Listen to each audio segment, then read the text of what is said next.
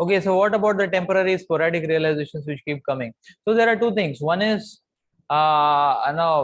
just like when we hear any subject matter, uh, uh, when we are hearing, immediately, sometimes, hearing, one becomes excited because things start making sense. One starts getting a glimpse. But if we ask him, explain, formulate, derive, one will not be able to do that. So that's exactly what is sporadic realization. But one is getting a semblance that yes, it is working and that concept is there. One gets that kind of understanding and realization that it is working and that concept is there. So that is sporadic realization. And when it becomes an in-depth understanding, then it becomes a realization as such, that way.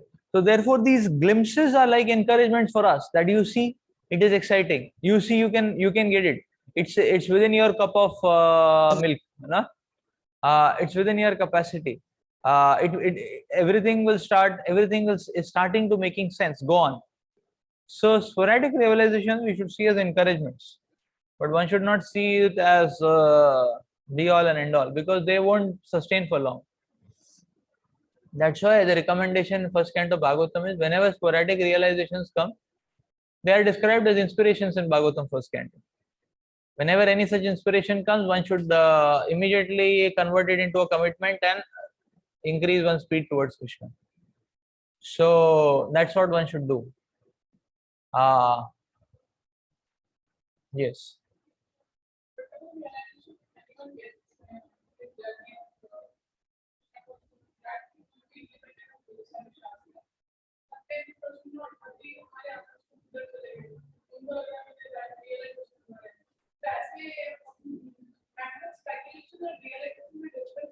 Yes.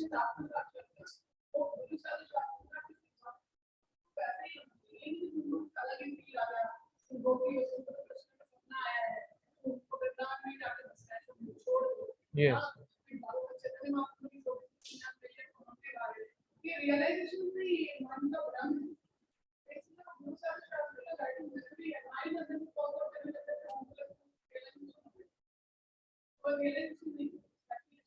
Yes, yes. So the point is, the comment is that realization should match with the Guru Sadhu Shastra. Yes, that point is there. In fact, that point is included in the definition of what is called as realization. That first canto itself, that point is made very clear by the episode of Srila Vyasadeva, confirming his despondency caused from Narada Muni. Vyasadeva had himself understood what is the problem, but still he went and took shelter of Narada Muni. And when Narada Muni spoke the same thing, Srila Vyasadeva was shell confident, and therefore he proceeded with that service of compiling Srimad Bhagavatam. So that is a definition of realization. Realization means that, by definition, it means that it has to be confirmed by the assembly of Vaishnavas, by gurus, by sadhu, by shastra. Then that is realization. Any mental ideation is not a realization.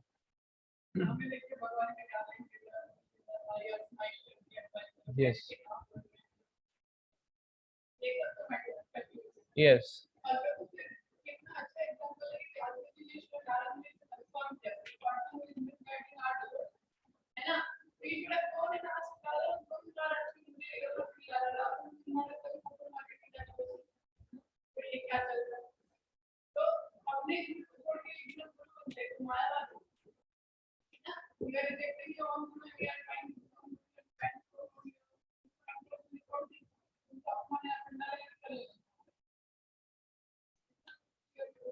Correct.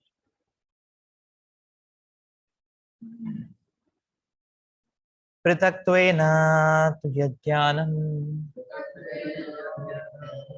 नानभवान् पृथग्विधान् वेत्ति सर्वेषु भूतेषु तज्ज्ञानं विधिराजसम्.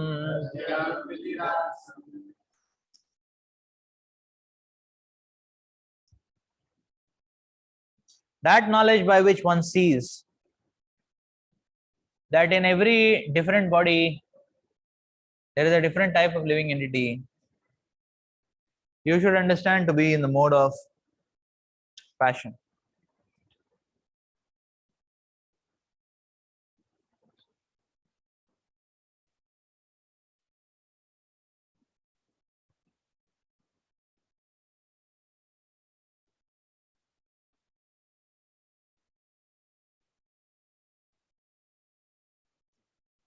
The concept that the material body is a living entity, and that with the destruction of the body, the consciousness is also destroyed, is the knowledge in the mode of passion. According to that knowledge, bodies differ from one another because of the development of different types of consciousness. Otherwise, there is no separate soul which manifests consciousness. The body is itself the soul, and there is no separate soul beyond the body. So, according to such knowledge, consciousness is temporary, or else there are no individual souls. But there is an all-pervading soul which is full of knowledge, and this body is a manifestation of temporary ignorance. Or beyond this body, there is no special individual or supreme soul.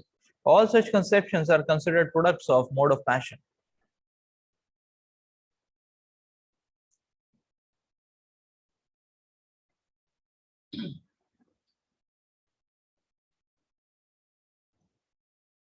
Now, this is a very superb definition of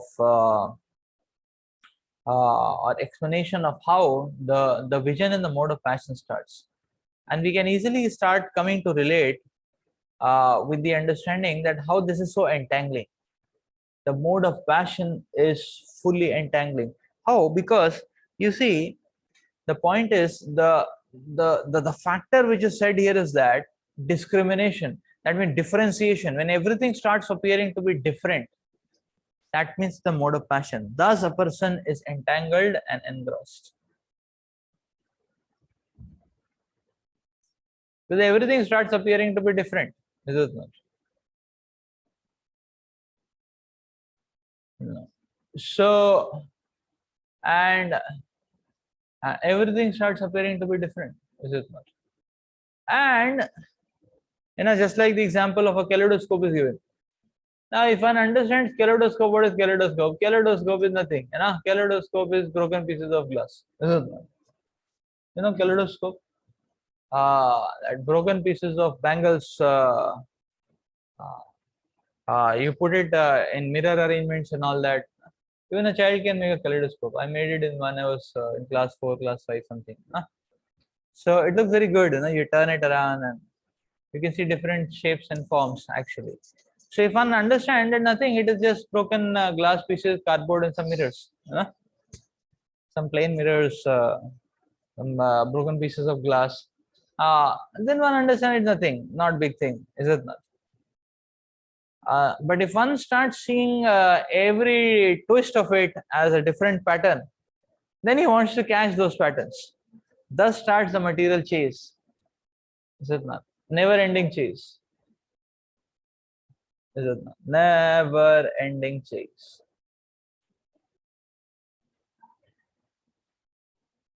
So this platform of differentiation is where all the anarthas breed.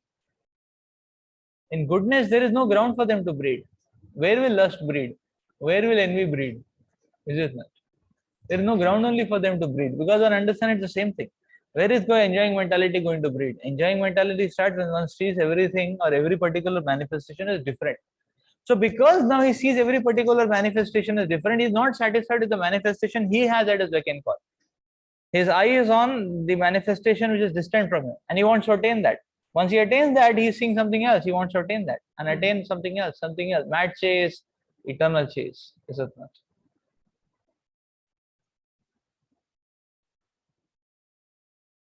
Envious gaze leading to a mad chase. Is it not? Because one is seeing everything as different. And now we can see actually how lust is breeding on this ground. Is it not? Lust breeds on this ground itself. Is it not? And therefore one thinks, okay, another woman, another woman, another woman. Is it not? No. That's true of everything actually. People think, okay, another fashion, maybe another city, another setting, another job, another woman, you know, another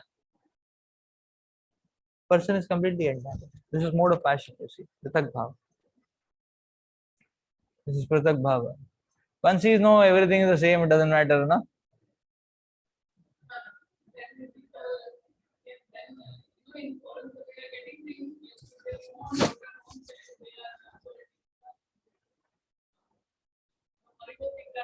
Yes, that you see how mode of passion, because they are not able to understand the same thing. That hmm? Yes. So why that lust, exploitation, envy is breeding? Because people see every manifestation is different. So then one wants to grab everything. Is it not? One wants to grab everything. But when one sees that everything is the same, there is a spiritual root behind everything, and everything is variable. Everything should be respective as expansion, energy of the Lord, and should be only used in the service of the Lord. There is no exploitation there. There is no lust there. Yes. Yes. Uttamadhikari does not just see everybody as a soul. Uttamadhikari sees everybody as a pure devotee. So even a Madhyamadhikari sees everybody as a soul. Yes. That's why he's Madhyama. And it is only a Kanishta which sees different. Na? That okay, this is so the Kanishta thinks everyone is different. He thinks that okay, this Prabhu is very good Prabhu because he's having a post. He's having a post, I will stand to benefit. Na? This Prabhu Pujari Prabhu very nice. He's having the Tijori of Mahaprasad. Make friendship with him. Other Prabhu, na, he is simply sitting. He feels that okay, this Prabhu he can give me Mahaprasad, that Prabhu can give me accounts funds, like that, and this Prabhu youth preacher good for nothing. What will he give me? Much before, much before, much before. Madhyamadhikari. Yes. Uttam Kanishta. So one needs to be stable in Krishna consciousness. So starts from mode of passion and glides towards mode of goodness. Glides towards mode of passion. Not glide, but struggles to go to ascend towards mode of goodness. Not glides. You know? Yes.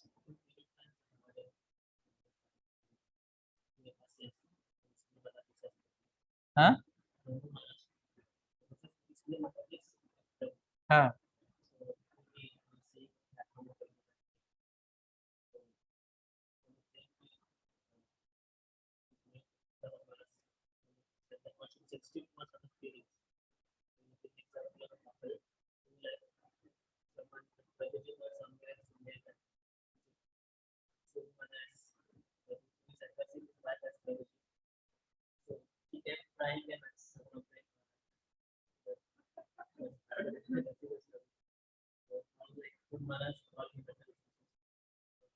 Okay.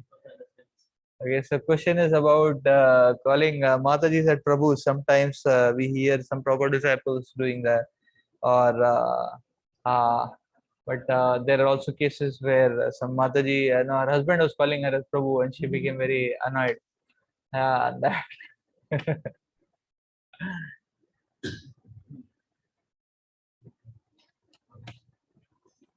who should be called as Prabhu and who should not be called as Prabhu among the Matajis. So uh, no, actually, other Matajis. Yes. So actually, what has happened is the point is what the principle is the same. Calling one as Mataji and calling one as Prabhu, the principle is same. We worship a mother, no? We serve a mother, worship a mother, no? Mother is worshipable. Therefore, we call Matajis as Matajis. So that is a worshipable position we are giving to them. That vision we are, that disposition and vision we are looking at them. That is one thing. Now, calling Prabhu is also same thing. Prabhu means master. Okay, we are subservient to them. We are supposed to serve them and all that. So the underlying principle between both are the same. Now, say the cultural context comes into picture here a lot, that way. So generally you will see uh,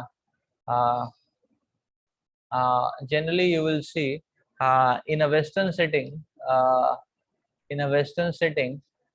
because generally in a Western setting, calling Mataji as Prabhu may be a common norm, and it will be the acceptable standard, because it depends community to community, but I'm just speaking about a thumb rule.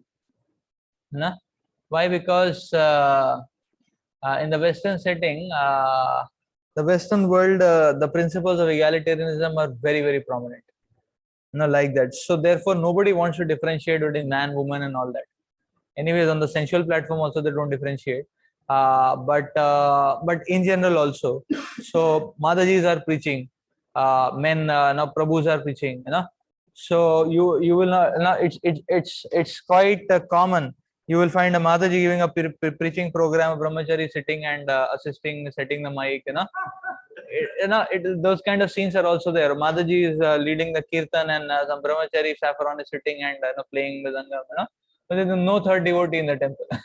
Something like that. So one or two Prabhus maybe there, poor fellows are cooking or something like that. There is no other person in the temple, not like that. So maybe some couples and some brahmacharis, they are running. So it's very common to see this kind of a thing. Or Mataji leading the Rath Yatra and the brahmachari assisting, very common to see such kind of thing in the Western setting. So because actually their culture, that their inbreeding is like that, and so the differentiation, it's very difficult also, and they don't differentiate also. So in that setting, to calling everyone as Prabhu is a good idea, not a bad idea, like that. And therefore you will see many proper disciples would call their god sisters as Prabhu, but they used to stay together and serve together also, to a much greater extent, because they were the only people who were there, that way. And yeah, in general you will see the so West is a different setting. Therefore when Prabhupada went to the West, he allowed a brahmacharini ashram, because anyways Matajis are very bold there. So I mean, anyways they have to be like that, because the culture is like that for survival, So, and their inbreeding is like that. Otherwise, they'll be very badly exploited in the Western world. So they are also very bold, very shrewd, very very outspoken and very strong, like that, aggressive, many of them, like that, because that culture is like that. So therefore, calling Prabhu is not a problem. Now, in Indian setting, that may be a little not so, easily digested, because in Indian setting is a little different. Mataji is seen, basically because Mataji is seen in a different role here. The role has been very much Vedic style. In the West, the roles have been topsy-turvy, is it not? India, the roles have been very much Vedic style, like that. So in that case, Matajis would be happy if they are called as Matajis, So it's cultural inbreeding, nothing else. So what do we call whom? Whoever likes whatever, like that. We are there to, with the vision of service and respect and worship. Whatever works out in that culture is fine, like that. Like yesterday in our science meeting, there were two Matajis, Duttakarma Prabhu's team, like that. So when Swami Mata is there, so everybody calls Swami Mata as Swami Prabhu, like that. So we also learned it that way, because everybody calls her as Swami Prabhu, So she's from Perth, and everybody calls her as Prabhu. So we also called her as Prabhu, So she organizes, She is Indian, but she is based in Perth. So, because everybody calls her as Prabhu, and we also call her as Swami Prabhu. So when I have to communicate with her, she organizes the meetings and all that.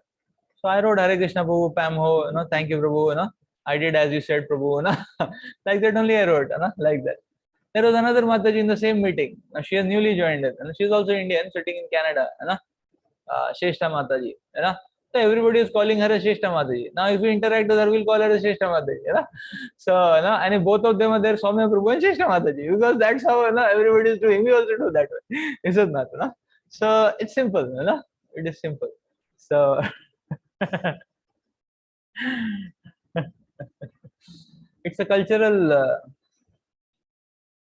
It's basically a cultural move, like that. So we see whatever they appreciate, or whatever they as per their cultural and the setting. Like I was in Australia, we used to call, Matajis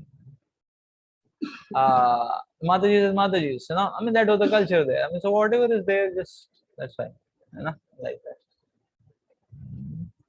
But at least we should call one of the two. At least one of the two. Like that. Not that, okay, here the culture is, we just call by names. That is not acceptable. It should be, both are acceptable, but they are depending on context. But in general, Indian context, Mataji would like to hear them as Matajis.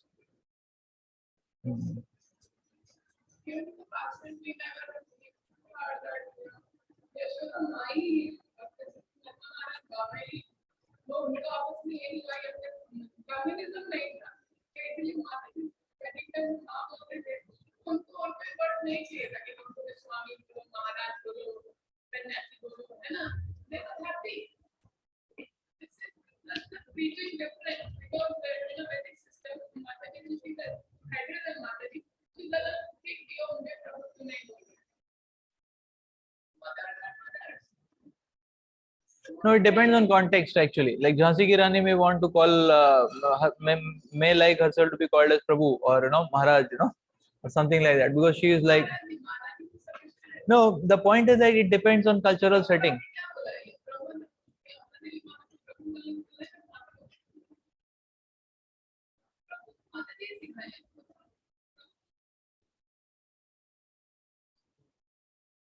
No, so many senior proper disciples call their god sisters as Prabhus.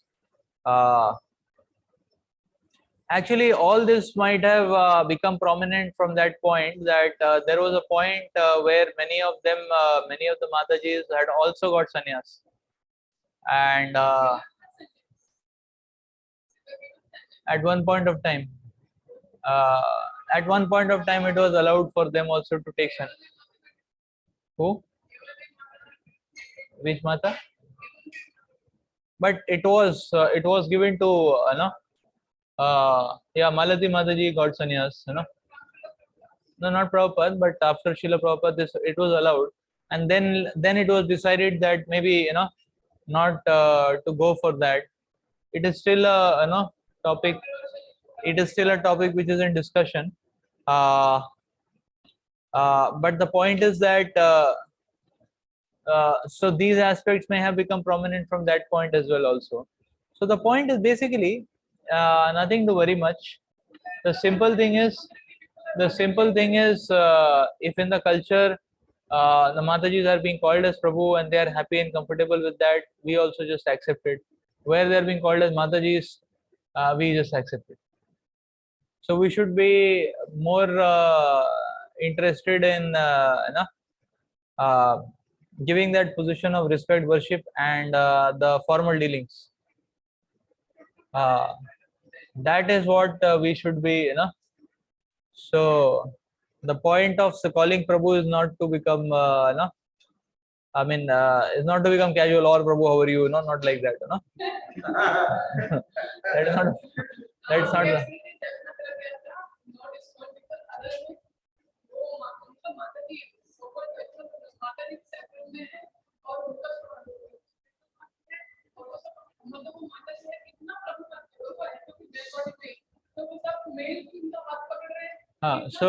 So as long as the spirit is maintained, so the spirit is respect, worship, and another important clause is formal dealings. Cross-gender dealings always have to be very formal. Formal dealing means as such maintain distance, do the basic minimum interaction for service, like that. Yes, yes. Brahmacharini ashram exists in the West. The reason is that because parents leave their children in the Western world. They don't rear their children. They produce children and leave them. So the government rears them. But by the time they grow young, they have been fully exploited, because under government houses and government hostels, what is going to happen?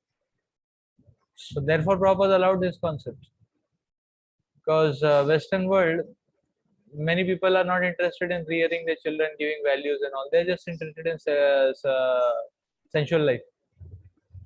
They change multiple partners. So which child, where, who, they just drop them off. Drop them off means just leave them. Like that. And that's the reason why the Matajis have to be so bold. They have to be, because there is no other way how they can survive. They, so I mean, that's how Western world is. Therefore, Prabhupada allowed actually.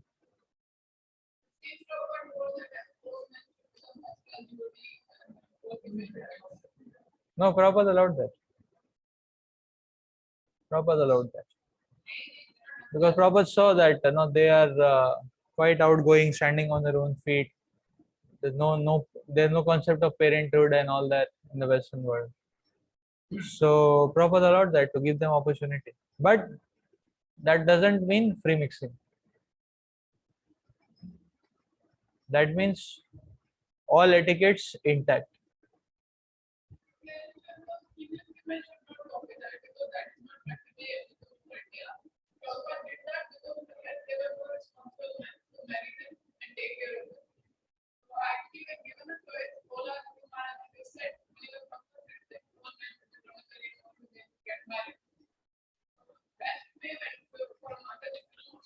No, so the concept of Brahmacharini ashram which Prabhupada installed is like a girl's voice.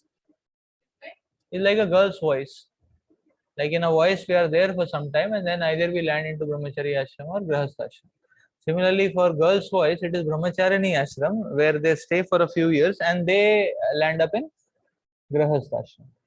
That's the route, the evolution cycle for them. Yes, that's the recommended. So lifelong brahmachari it's going to be quite painful. I mean, it's going to be quite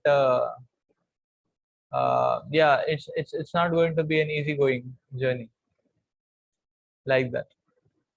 Like it is said that either become, for boys it is said either become brahmachari or grihastha, enter an ashram properly. If somebody says no, I want to be in between, I don't want to join the temple or I don't want to marry, what should I do? Bhakti Charu Maharaj has asked this question. So Bhakti Charu yeah. Sure, Maharaj is sweet actually. So if Jayadvaita Maharaj asked this question, he would have given a punch on the face, like that. So some boys are asking this question. I don't want to marry. Who will take the headache of the wife and child and all that, And I don't want to join ashram. Who will take the headache of following the instructions, humble menial and all that? No ashram, no marriage. So is it okay? You wanted to ask Bhakti Maharaj. So Bhakti Maharaj is very interesting. Bhakti Maharaj said, uh, Bhakti Maharaj said, you see, in general, the recommended path is, either you become brahmachari and join the temple and follow the authorities and follow the proper codes of conduct of a brahmachari, or you properly marry, like that, stay in grihastha ashram, take grihastha counselor, do temple services, and be under guidance and like that, and then execute the proper principles and dharma of grihastha. And Maharaj said, okay, if you want to try out some other alternative, Maharaj said, if you want, you can try, but it is going to be painful and difficult. That's the only answer he said. Okay, if you want to, try out something out of the box and unique, If you want, you can try, but it's going to be painful and difficult, much more difficult. Because ashram has its own facilitation, is it not? Ashram has its own facilitation, like that. So, Grahastha ashram has its protection system, like that. Brahmachari ashram has its protection system. Brahmachari ashram one is in constant watch. Grahastha ashram also is in constant watch. The wife will have a full watch on the husband. Everything is monitored. Everything is monitored. From email to SMS to everything is monitored, like that. You marry and see, yeah. No, it's a fact actually, and that is very good for us. That way. So therefore, in some marriage bureau forms, it is written: are you willing to share the passwords of your, and the before matchmaking, that the mata is going to see that, that okay, this fellow is not interested in sharing the password of his Gmail and social media accounts. Oh, so so it's there on the first, before you see the photograph, you see this form. This fellow is not interested in sharing the passwords with his wife, or whatever, vice versa, like that. So that kind of so this ashram is protective actually. So anything which is done other than the recommendations, it's going to be quite tough. It's going to be quite tough. So better follow. What is the problem in following? Better follow. Better follow. Like the other day, like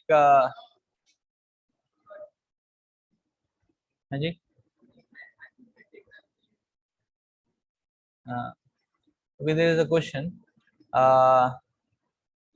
Okay, in today's era of so-called women liberation, the notion of calling Mataji Prabhu and other similar things sometimes may further dilute the gender responsibility and duty, which the present generation anyways find it difficult to accept.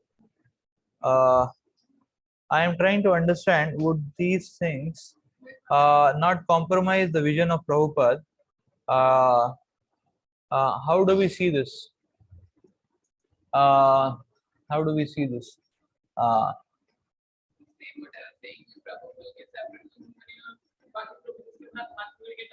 Yes, yes. No, so this point is very much valid actually. So we don't have to invent a system just because we see it prevalent somewhere. So sometimes what happens with our the Indian communities is that Indian communities, somebody gets some glimpse of what is happening in some part of the Western world, and people think that okay, because this is also an acceptable standard, let's just adopt it here also. Because this is an acceptable standard, let's just adopt it here. So it is going to create havoc. It is going to create havoc. So therefore, actually, one should not jump and change things. So the West is a different world. Actually, sometimes it appears that and aping the West is certainly a very big disease actually. So okay, if in the Western temple, some temple Mataji is being called as Prabhus, and they are taking responsibilities also like that and all that. We don't know what the temple history, how the culture evolved, what kind of people they have, what is the male-female population ratio in that country, what is the parentage kind of thing. We don't know anything about it, and we have just seen that okay, it is acceptable there, here also you should follow it. That should not be done actually, because if we do that, we create havoc. So Indian cultures, everybody has a role, and if we forego that role, it is going to actually create havoc for everyone involved. So so therefore, better not cash things from here and there and unnecessarily try to make it a standard. Like Indian temples, if you want to make say lasagna for the Lord, you say no, the Lord should eat lasagna. No, in the West, they don't have any notion of what is called a chapati, so they make all the lasagna pizza that is chapati for them. But for us, it's not like that. We take it in a different way. And we get intoxicated. pizza, lasagna, we get intoxicated. So now it's okay, let's say Jagannath, let's feed him, Jagannath never said he wants to eat lasagna, like that. You can feed him aloo, no problem, you you feed him normal sabji and rice and kheer and everything, that is fine. He never said like that. So, and if we are interested in eating it, we should not pass the put the bullock shoot from the Lord's shoulder. Is it not? That then honestly we accept. Okay, I want to eat lasagna, so the best of the bad bargain. Let me make it, offer to the Lord, serve at least half of it to the devotees, other half I can eat. Like that. That's a tax I can pay. At least be honest in what we are doing. Is it not? So like that. So the point is, when we, as Mataji is rightly saying, that in trying to adopt these principles which exist in certain Western communities specifically, we may actually create havoc in our Indian communities. Actually, similarly, that's why it is said. Actually, Western temples, maybe whatever the case, like that. Indian temples, we don't play Western instruments in any Mangal Arati program, not even in Guru Puja. Don't somewhere places, some Western temple that may be happening. Probably nobody was coming to the temple. They start playing a Congo in the Mangal Arati. People are coming. So we don't know what is what is the scene behind. Is it not like that? And so the same thing cannot be applied to Indian settings. Is it not? Here it will create a havoc. It will create a different kind of mood and atmosphere actually. So similarly, actually, the roles of Prabhujis and Matajis are very well set in Indian communities, and better we strictly follow that. There is no need for a crisscross. See, if there is emergency, we are ready to do anything. That is fine. And Western temples is an emergency. Please try to understand. Western temples is an emergency. Not a single devotee comes and visits a temple. Not a single Westerner comes and visits a temple. Sometimes only crows and pigeons are there. There are some ISKCON temples like that. Then what to do? Then Matajis have to go out. They have to preach. They have to sit on the Vyasasan. Is it not? They have to counsel. They have to start a boy's voice. Whatever. They have to do everything. Means as the as per the need. They have to worship the deities also. But India, we don't do that. So, and especially again, you will see Western communities which are more evolved. The Matajis take role, like in Melbourne. Melbourne is a very evolved community. The Matajis do deity service, but Matajis, they only do deity service when the altar is closed. You will not see a Mataji doing Pujari service. At least not in Melbourne, because it is an established community. But in some other place, there is nobody else, so she has to do it. So we have to understand the setting. And another thing is, now one very important thing which I could understand being in Melbourne and Singapore is that actually Western people, they are a different species altogether. Their way of thinking, processing, evaluating, interpreting things is completely different. To understand that will take many years of association with them or working with them.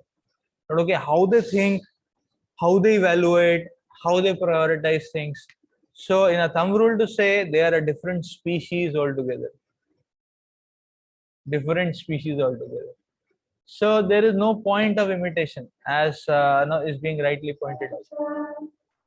Better we we are fortunate.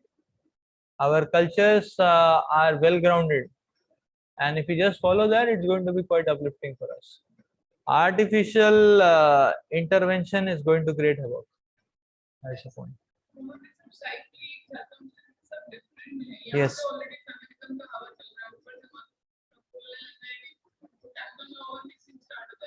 Yes. Yes, that's true. Yes.